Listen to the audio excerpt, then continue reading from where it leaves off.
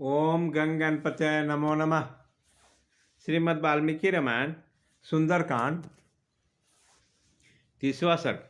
सीता जी के वार्तालाप करने के विषय में हनुमान जी का विचार करना। प्रकर्मी हनुमान जी ने सीता जी को बिलाप, त्रिजटा के स्वर्ण चर्चा तथा राक्षसों का डांट डपट, यह सब प्रसंग सुन लिए, ठीक ठाक सुन लिए थे। सीता जी को ऐसे जान पड़ता मानो नंदन वन में कोई देवी हो। यह इतने देखते हुए बानर वीर हनुमान जी तरह तरह की चिंता करने लगे।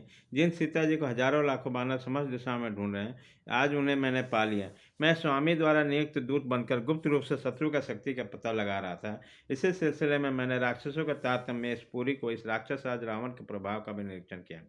श्री सीता जी असीम प्रभावशाली वाली तथा सब जीवों पर दया रखने वाली भगवान श्री राम की भार्या हैं। अतः ये अपने पतिदेव का दर्शन कर पाने की अभिलाषा रखती है। अतः इन्हें सांत्वना देना उचित है।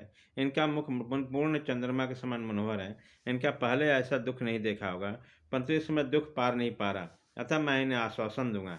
यह शोक के कारण से अचेत हो रही है। यदि मैं इन सती साध्वी सीता को सांत्वना दिए ही बिना चले जाऊं, तो मेरा वहां जाना दोषयुक्त होगा। मेरे चले जाने पर इनकी रक्षा का कोई उपाय न देकर यह सुसनी राजकुमारी जानकी अपने जीवन का अंत कर देगी। पूर्ण चंद्रमा के समान मनोहर मुख वाले महाभाव श्री रामचंद्र जी को भी सीता जी दर्शन के लिए उत्सुक हैं।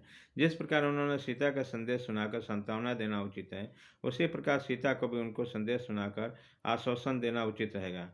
परंतु राक्षसियों के सामने यह बात करना मेरे लिए ठीक नहीं होगा।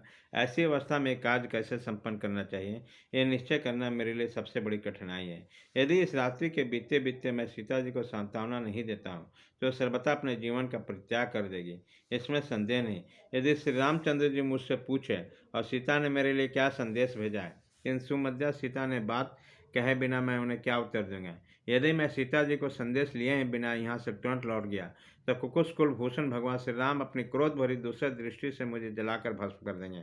यदि मैंने इन्हें संतावना किए बिना लौट जाए, तो श्री रामचंद्र जी के कार्य की सिद्धि के लिए अपने स्वामी बनराज सुग्रीव को त्यजित करूँ, तो बानर सेना के साथ उनका यहाँ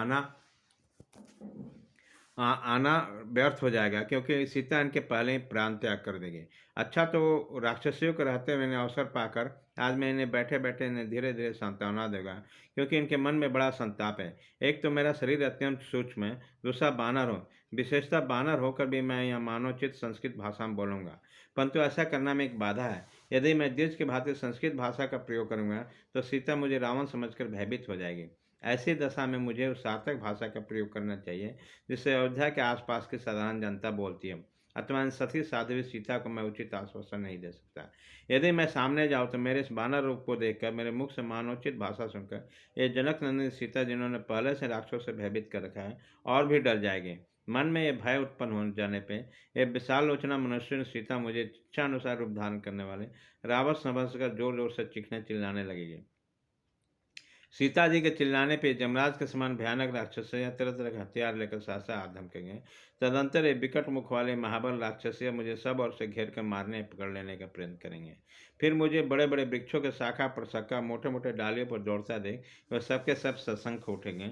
वन में विचरते हुए मेरे इस विशाल रूप को देखकर राक्षसियाँ भी भयभीत होकर बुरी तरह से चिल्लाने लगेंगे। इसके बाद ये निशाचरिया राक्षस राज के महल में उनके द्वारा नियुक्त किए गए राक्षसों को बुला लेंगे। इसी हलचल में राक्षस उद्विग्न होकर शूल, बाल, तलवार और अनेक प्रकार के शस्त्रास्त्र लेकर बड़े बड़े बेग से आ धमकेंगे। उसके द्वारा सब और घिर जाने पर मैं राक्षसों को, सेना को संहार तो कर सकता हूँ, परंतु समुद्र के उस पार नहीं पहुँच सकता। यदि बहुत से फुर्तीले राक्षस मुझे घेर कर पकड़ ले, तो भी सीता जी का मनोरथ पूरा नहीं होगा और मैं भी बंदी बना लिया जाऊंगा। इसके सिवा हिंसा में रुचि रखने वाले राक्षस इस जन कुमारी को मार डालें, तो श्री रघुनाथ जी का सुग्रीव के प्रति सीता का प्राप्त रूपी अभीष्ट कार्य नष्ट हो जाएगा। यह स्थान राक्षसों से घिरा है। यहाँ आने का मार्ग दूसरे को देखा या जाना हुआ नहीं है, तथा इस प्रदेश को समुद्र ने चारों ओर से घेर रखा है। ऐसे गुप्त स्थान में जानकी जी निवास करती है। यदि राक्षसों ने मुझे संग्राम में मार दिया या पकड़ लिया, तो श्री रघुनाथ जी के कार्य को पूर्ण करने के लिए दूसरा सहायक मैं नहीं देख रहा हूँ। बहुत विचार करने पर मुझे ऐसा कोई बानर नहीं दिखाई देता जो मेरे मारे जाने पर 100 योजन विस्तृत महासागर को लांघ सके। मैं इच्छानुसार सहस्रों राक्षस को मार डालने में समर्थ हूँ, परंतु युद्ध में फंस जाने पर महासागर के उस पार नहीं जा सकूंगा। युद्ध अनिश्चयात्मक होता है, उसमें किसी पक्ष की विजय होगी निश्चित नहीं रहता, और मुझे संचय युक्त कार्य प्रिय नहीं है। कौन ऐसा बुद्धिमान होगा जो संचय रहित कार्य को संचय युक्त बनाना चाहेगा। सीता जी से बातचीत करने में मुझे यही महान दोष प्रतीत होता है। यदि बातचीत नहीं करता हूँ तो निश्चय विजयनंदिनी सीता का प्राण त्याग भी निश्चित ही है। अविवेकी या असावधान दूत के हाथ में पड़ने पर बना बनाया काम भी देश काल के विरोधी होने पर उसी प्रकार असफल होते हैं जैसे सूर्य के उदय होने पर अंधकार का बस नहीं चलता, वो निष्फल हो जाता है। कर्तव्य और कर्तव्य के विषय में स्वामी की निश्चित बुद्धि भी अविवेकी दूत के कारण शोभा नहीं पाती है, क्योंकि अपने को बड़ा बुद्धिमान या पंडित समझने वाला दुष्ट अपनी ही नासमझी से कार्य को नष्ट कर डालता है। फिर यह किस तरह का यह काम ना बिगड़े, किस तरह मुझे कोई असावधानी न हो, किस प्रकार मेरा समुद्र लांघना व्यर्थ नहीं जाए, किस तरह सीता जी मेरी सारी बातें सुन लें, किस घबराहट में ना पड़े, ये सब बातें विचार करके बुद्धिमान हनुमान जी ने निश्चय किया कि जिनका चित्त अपने जीवन बंधु श्री राम में लगा है, उन सीता जी को मैं अपने प्रीतम श्री राम का जो नहा से महान कर्म करने वाले गुण गागा कर सुनाऊंगा और उनको विघ्न नहीं होने दूंगा।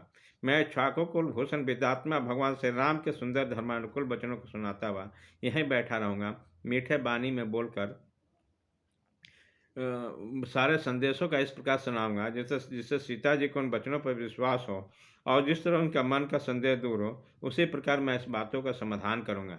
इस प्रकार भांति भांति से विचार करके अशोक वृक्ष की शिखाओं पर बैठे हुए महाप्रभावशाली हनुमान जी ने पृथ्वीपति श्री रामचंद्र जी के भार्या को देखते हुए मधुर और यथार्थ बात कहने लगे। इस प्रकार श्री वाल्मीकि निर्मित आश्रमायण आदि कांड के सुंदर कांड में 30वां सर्ग पूरा हुआ।